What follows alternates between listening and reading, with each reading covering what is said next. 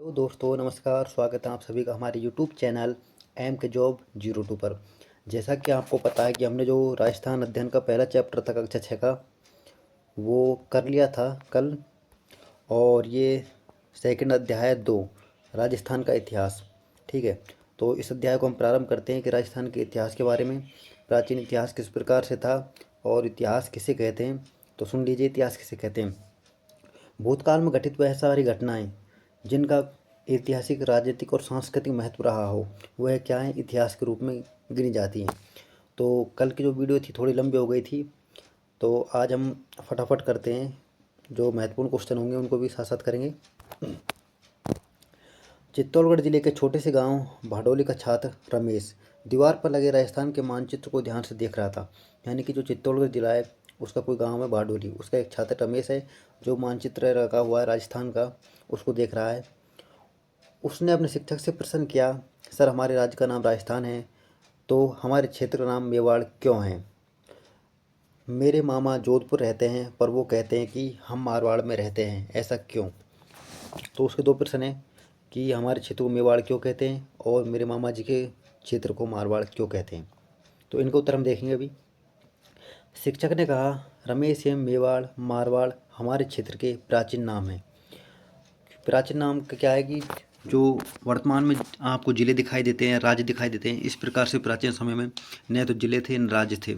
यह जनपद और अंचलों में विभक्त थे। ठीक है, राजस्थान जो आज हमें दिखाई देता है, पुराने समय में ऐसी राजनीतिक इकाई नहीं थी।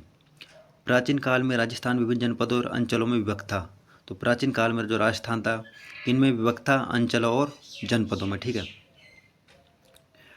ये जनपद एवं अंचल भौगोलिक स्थान अथवा वहाँ रहने वाली जाति के नाम से जाने जाते थे। अब जैसे वर्तमान में भी ऐसे बहुत से गांव हैं जिनमें जो जाति निवास करती है उन्हीं के नाम पर उनका नाम रख दिया जाता है। तो इसी प्रकार जो प्राचीन समय में भी इन क्षेत्रों का नाम रख दिया गया था। ठीक है, अब देखते हैं महाकाव्यकालीन राजस्थान। यानी कि जो महाकाव्य, महाभारत रामायण के समय राजस्थान में जो क्षेत्र थे उनको क्या क्या नाम से जाना जाता था। तो पहला क्षेत्र है जांगल। तो जांगल प्रदेश राजस्थान के उत्तरी क्षेत्र में स्थित है। और इस क्षेत्र में क्या, बीकानेर, बीकानेर क्षेत्र को जांगल के रूप में जाना जाता है। किसको, बीकानेर क्षेत्र को और उसके आसपास क्षेत्र को। उसके बाद मरुकांतरा, यह जैसलमेर बाड़मेर क्षेत्र के आसपास क्षेत्र था। और यहाँ पर दिया हुआ आपको कि जांगल प्रदेश जो राजधानी थी वह छतरपुर थी। और मत्स्य जनपद, यह अलवर और जयपुर क्षेत्र के आसपास को मत्स्य जनपद के नाम से जाना जाता था। उसके बाद है सूरसेन। ठीक है, सूरसेन करौली, मथुरा और भरतपुर का कुछ हिस्सा सूरसेन के अंतर्गत आता है। देखते हैं आगे। प्राचीन भारत में आर्यों ने छोटी छोटी बस्तियों को मिलाकर अपने अपने राज्य और जनपदों का निर्माण किया। देखो, जो भारत में सबसे पहले जो जनजाति आई थी वो कौन सी थी, आर्य। और आर्य जाति ने ही भारत का नामकरण किया था सर्वप्रथम। ठीक है, तो भारत में पहले आर्य आए थे। ठीक है, और ये दक्षिणी एशिया के निवासी थे, आर्य लोग, है ना। देखते हैं, महाभारत एवं संहिता ग्रंथों में राजस्थान के कई जनपदों का उल्लेख मिलता है। यानी कि जो महाभारत है या अन्य कोई ग्रंथ है उनमें भी राजस्थान के बहुत बहुत क्षेत्रों के नाम मिलते हैं। अब देखते हैं फटाफट। पहला क्षेत्र है मरु क्षेत्र। ठीक है, ऋग्वेद सहित हमारे पौराणिक ग्रंथों रामायण, चरक संहिता, महाभारत, वृद्ध संहिता में मरु प्रदेश का वर्णन मिलता है। यानी कि जो मरु प्रदेश के नाम से जाना जाता है वो क्षेत्र कौन कौन से ग्रंथों में मिलता है, ऋग्वेद में मिलता है इसका वर्णन, रामायण में, चरक संहिता में, महाभारत में, वृद्ध संहिता में इसका वर्णन मिलता है। मरु प्रदेश आर्यों का प्रारंभ जनतंत्र था जिसमें विभिन्न, वर्तमान में बीकानेर, नागौर, चूरू, गंगानगर, जैसलमेर और बाड़मेर क्षेत्र आते थे। ठीक है, तो जो आपको बस ये ध्यान रखना है, मैंने हाईलाइट कर रखा है, उन पर ज़्यादा फोकस करना है आपको। ठीक है, तो जो मरु क्षेत्र के अंतर्गत जो क्षेत्र आते थे, वर्तमान में जो ज़िले हैं कौन कौन से हैं, बीकानेर, नागौर, चूरू, गंगानगर, जैसलमेर और बाड़मेर। बस इसमें आपको ये 5 ज़िले ध्यान रखने हैं मरु क्षेत्र के अंतर्गत। नेक्स्ट है जांगल प्रदेश। जांगल प्रदेश, इस जनपद में वर्तमान में बीकानेर, नागौर, जोधपुर का कुछ भाग आता है। ठीक है, तो जांगल प्रदेश में बीकानेर, नागौर और जोधपुर का कुछ भाग आता है जांगल प्रदेश में। इसकी राजधानी थी अहिछत्रपुर। प्रश्न बन सकता है कि जांगल प्रदेश की राजधानी कौन सी थी, तो कौन सी, अहिछत्रपुर, जिसका सौम्य वर्तमान नागौर से प्रतीत होता है, यानी कि इसका जो साक्ष्य है वह कहाँ से प्रतीत होता है, वर्तमान में नागौर से। ठीक है। पौराणिक आख्यानों के अनुसार यादव वंश के बलराम एवं श्री कृष्ण द्वारिका जाते समय इसी क्षेत्र से गुजरे थे। अब ऐसा माना जाता है कि भाई जो भगवान श्री कृष्ण है और बलराम है वो जब द्वारिका जा रहे थे, ठीक है, तो वो कहाँ पर रुके थे, जांगल प्रदेश, यानी कि इस छत्रपुर क्षेत्र में। तीसरा जो क्षेत्र है अपना वह है मत्स्य क्षेत्र। कौन सा, मत्स्य। इस जनपद का उल्लेख ऋग्वेद में मिलता है। तो मरु प्रदेश है उसका वर्णन भी हमको ऋग्वेद में मिलता है और मत्स्य जनपद का भी उल्लेख कहाँ पर मिलता है, ऋग्वेद में। महाभारत के समय जनपद की राजधानी विराटनगर या बैराट थी। बहुत ही अच्छा क्वेश्चन बन सकता है कि मत्स्य जनपद की राजधानी कौन सी थी, तो विराटनगर या बैराट। यह जनपद अलवर भरतपुर के मध्य में स्थित है। ठीक है। तो इसमें दो जिले आते हैं, कौन कौन से, अलवर और अलवर और जयपुर दो क्षेत्र आते हैं। इस स्थान का वर्णन चीनी यात्री युआन चांग, ठीक है, तो चीनी यात्री थे युआन चांग, उन्होंने मत्स्य जनपद का उल्लेख किया है। ठीक है। तो चलते हैं, अब देखते हैं मौर्य उत्तरकालीन क्षेत्र। अभी हमने ऊपर देखे थे वह महाभारत और रामायण के अनुसार थे, जबकि मौर्य उत्तरकालीन में राजस्थान के कौन कौन से क्षेत्र थे, योद्धक प्रदेश, अर्जुनायन, मालव प्रदेश और सिवी जनपद। ठीक है। तो चार ही अभी ऊपर देखे थे, अब चार नीचे कौन कौन से, योद्धक, अर्जुनायन, मालव और सिवी। तो देखते हैं कि एक का वर्णन धीरे धीरे। सूरसेन, पहला जो जनपद है सूरसेन, और ये कौन से काल का है, मौर्योत्तर। आपको ध्यान रखना है कि मौर्योत्तर काल के कौन कौन से जनपद थे। ठीक है। तो सूरसेन पहला है। राजस्थान के भरतपुर, धौलपुर, करौली के अधिकतर भूभाग प्राचीन सूरसेन जनपद के रूप में सम्मिलित थे। तो कौन कौन से क्षेत्र थे, भरतपुर, धौलपुर और करौली। इन क्षेत्रों को क्या कहा जाता था, सूरसेन। इस जनपद की राजधानी मथुरा थी। ठीक है। तो सूरसेन जनपद की राजधानी थी वो कौन सी थी, भाई मथुरा। वर्तमान में मथुरा भी श्री कृष्ण के मंदिर के लिए बहुत ही फेमस है। यहीं पर कृष्ण जन्मभूमि स्थित है। 4वीं शताब्दी ईसा पूर्व से यूनानी लेखकों ने सिकंदर के समय सूरसेन या सौरसेन का उल्लेख किया है।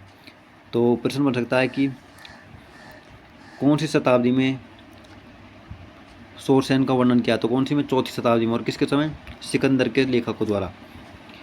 बयाना प्रशस्ति, बयाना भरतपुर जिले में है। बयाना प्रशस्ति में भी सूरसेन नामक राजवंश का वर्णन मिलता है। तो बहुत ही अच्छा प्रश्न बन सकता है कि किस प्रशस्ति में सूरसेन नामक राजवंश का वर्णन मिलता है। तो कौन सी प्रशस्ति में, बयाना प्रशस्ति में। सिकंदर के आक्रमण के पश्चात अपनी स्वतंत्रता को सुरक्षित रखने और उत्सुक पंजाब और टक की कुछ जातियां राजस्थान में आकर बस गई। इनमें अपने साहस और शौर्य के लिए प्रसिद्ध मालव, सिवी, अर्जुनाना आदि जाति प्रमुख थी। ठीक है।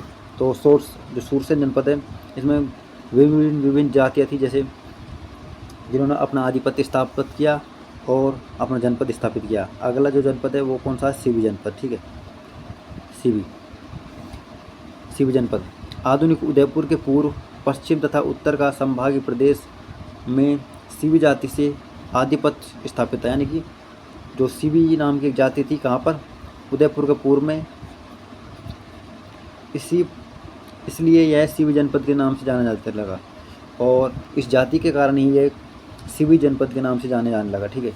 इसकी राजधानी मध्यमिका या मध्यमिका, कहीं कहीं प्राचीन ग्रंथों में मध्यमिका लिखी हुई है और कहीं मध्यमिका। ठीक है। जिसके अवशेष चित्तौड़गढ़ के पास नगर नामक गांव से मिला है। ठीक है। चित्तौड़गढ़ के पास किससे मिले, तो प्रश्न बन सकता है कि सिवी जनपद के जो साक्ष्य मिले हैं कहाँ से मिले, चित्तौड़गढ़ के नगरी नामक गांव के पास से। उसके बाद है मेदपाट तथा प्रागपाट, जो इसका क्षेत्र है इसको क्या बोलते हैं, मेदपाट या प्रागपाट के नाम से जाना जाता है। अगला जो हमारा जनपद है वह है अर्जुनायन जनपद। अलवर भरतपुर प्रांत के अर्जुनायन अपनी विजयों के लिए प्रसिद्ध थे। यह भी एक जाति थी अर्जुनायन। उन्होंने मालव के साथ मिलकर विदेशी क्षत्रियों यानी कि क्षत्रपों को पराजित किया। ठीक है। तो किसको पराजित किया, क्षत्रियों को। ठीक है। नेक्स्ट है मालव जनपद। मालव को शक्ति का, देखो इस पार्ट में समझाने लायक कुछ नहीं है, बस आपको 2-3 बार ये सुनना है जिससे आपको बस ये याद हो जाए कि वर्तमान में जैसे जनपद हैं, और प्राचीन में जनपद मतलब कौन कौन से ज़िले किस जनपद से संबंधित है, बस इतना याद करना है। तो अगला जनपद है मालव जनपद। ठीक है, मालव की शक्ति का केंद्र जयपुर के निकट था, जो वर्तमान में टोंक जिले में स्थित है। वह है योद्धक प्रदेश। कौन सा भाई? योद्धक। ठीक है, योद्धक प्रदेश। तो राजस्थान के उत्तरी भाग का योद्धक भी एक शक्तिशाली गणतंत्रीय कबीला था। ठीक है, यानी कि राजस्थान में जो उत्तरी भाग है इसमें रहता था कौन सा कबीला? योद्धक। संभवतः योद्धकों ने ही उत्तरी राजस्थान में कुषाण शक्ति को नष्ट किया। ठीक है, तो जो कुषाण थे उनको नष्ट करने वाले राजस्थान में कौन थे? योद्धक। गुप्त काल तक ये गणतंत्रीय व्यवस्थाएं अपने अपने क्षेत्र में बनी रही। ऐसा प्रतीत होता है कि गुप्त सम्राटों ने इन्हें अर्ध आश्रित रूप में बनाए रखा, परंतु 5वीं सदी के बाद पूर्ण आक्रमणों ने यहाँ के गणतंत्र जनपदों की व्यवस्था को समाप्त कर दिया।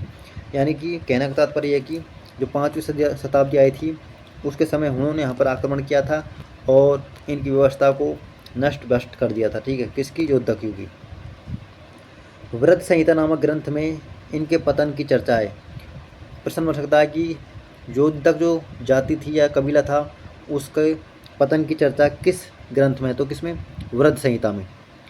इसके बाद ये जनपद अन्य नामों और सीमाओं को लेकर सामने आते हैं, जैसे मेवाड़, वागड़, मारवाड़, ढूंढाड़ और मेवात। ठीक है, नेक्स्ट है मेवाड़ जनपद। प्राचीन शिव जनपद वाले क्षेत्र को मेवाड़ कहा जाता है। ठीक है, जो शिव जनपद के नाम से जाना जाता है क्षेत्र को, उसको क्या बोला जाता है? मेवाड़। आधुनिक उदयपुर, चित्तौड़गढ़, प्रतापगढ़, राजसमंद, भीलवाड़ा जिले मेवाड़ राज्य के क्षेत्र में आते थे। ठीक है, तो वर्तमान में कौन से जिले हैं? उदयपुर, चित्तौड़गढ़, प्रतापगढ़, राजसमंद और भीलवाड़ा, ये सभी किस क्षेत्र के अंतर्गत आते थे? मेवाड़। ठीक है, इस क्षेत्र का 7वीं शताब्दी से आधुनिक राजस्थान के निर्माण तक गुहिल सिसोदिया वंश का राज रहा। राजस्थान में जो सबसे बड़ा राज्य था, यानी कि जो राजवंश था, कौन सा था? गुहिल राजवंश। तो इन्होंने गुहिल सिसोदियों ने यहाँ पर क्या राज्य किया था? नागदा, आहड़, कल्याणपुर, चित्तौड़गढ़, कुंभलगढ़, चावंड, उदयपुर आदि समय समय पर इनकी राजधानी रही। तो जो गुहिल और सिसोदिया राजवंश थे, इनकी नागदा, आहड़, कल्याणपुर, चित्तौड़गढ़, कुंभलगढ़, चावंड, उदयपुर ये क्या रही थी? राजधानियाँ।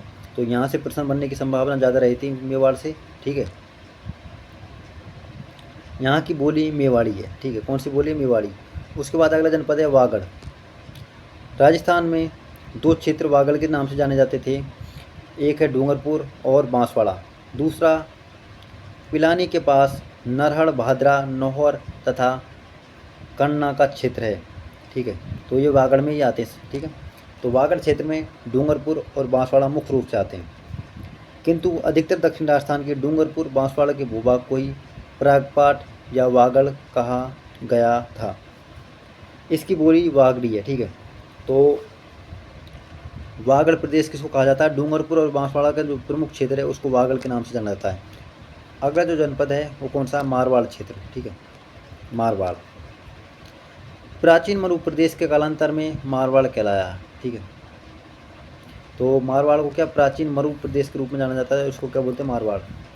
7वीं सदी में इसके मंडोर जोधपुर क्षेत्र पर गुर्जर प्रतिहारों ने शासक किया। तो जो वागड़ क्षेत्र है इस पर 7वीं सदी में कौन से राजवंश ने शासक किया था? गुर्जर प्रतिहारों ने। बाद में इस क्षेत्र पर राठौड़ वंश का आधिपत्य हो गया। तो जो मारवाड़ क्षेत्र है इसमें मुख्य रूप से 2 राजवंश आए थे, एक तो राठौड़ राजवंश और एक गुर्जर प्रतिहार राजवंश। ठीक है, अगला क्षेत्र है हाड़ौती। हाड़ौती क्षेत्र में आधुनिक बूंदी कोटा का क्षेत्र हाड़ौती कहलाता है।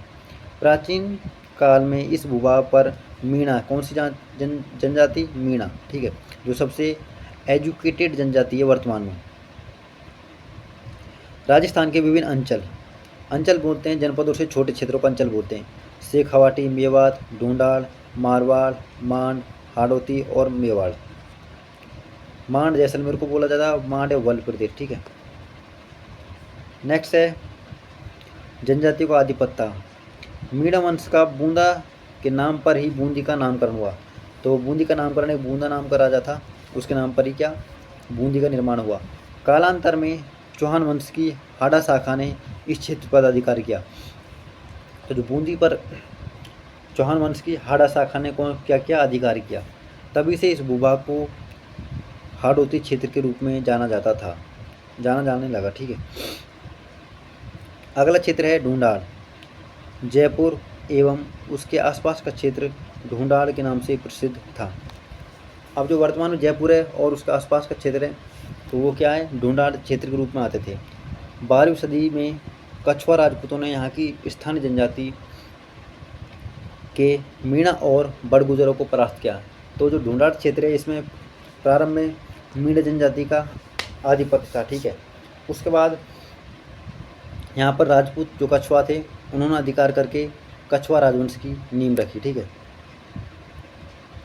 और यहाँ पर मुख्य रूप से ढूंढाड़ी भाषा बोली जाती थी। अगला क्षेत्र है मेवात। सबसे शिक्षा में पिछड़ा क्षेत्र है मेवात। ठीक है।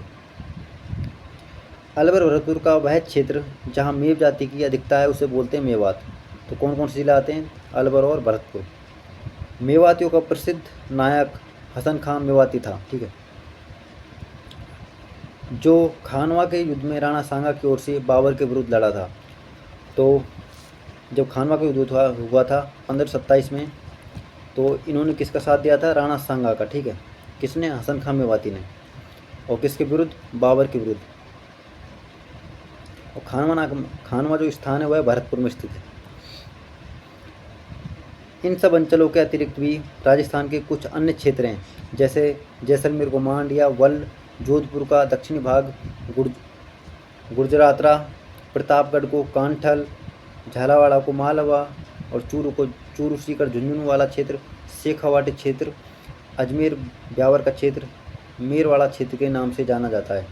तो ये क्षेत्र आपको बहुत ही ध्यान रखने हैं, क्योंकि इनमें से प्रश्न बन सकता है छोटे एग्जामों में, जैसे BSTC प्री है, LDC है, राजस्थान पुलिस है। ठीक है।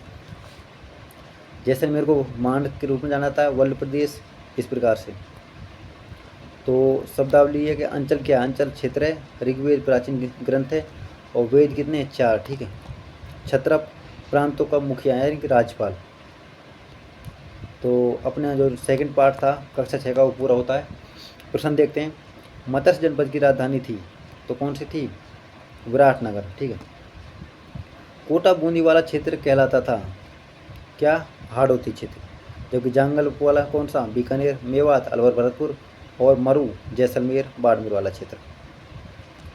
नेक्स्ट है ब्यावर अजमेर का क्षेत्र खालजिए के नाम से जाना जाता था। किसके नाम से, मेरवाड़ा क्षेत्र। ठीक है, मेरवाड़ा। अगला है जयपुर एवं उसके आसपास के क्षेत्र की भाषा थी, तो कौन सी थी, ढूंढाड़ी। कौन सी, ढूंढाड़ी।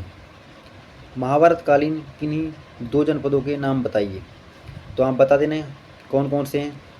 मत्स्य जनपद, ठीक है, और एक और बताओ आप, सूरसेन जनपद। तो आप कोई सब बता सकते हो। ठीक है। नेक्स्ट है शेखावाटी में कौन कौन से ज़िले आते हैं, तो शेखावाटी में चूरू, सीकर, झुंझुनू। लेकिन वर्तमान जो 41 ज़िले हैं उनके अनुसार अभी वर्गीकरण नहीं हुआ सही रूप से। जो होगा वर्गीकरण हम आपको ज़रूर बताएंगे। हसन खां मेवाती कौन था, हसन खां मेवाती राणा सांगा का सेना नायक था। ठीक है, जिसने 15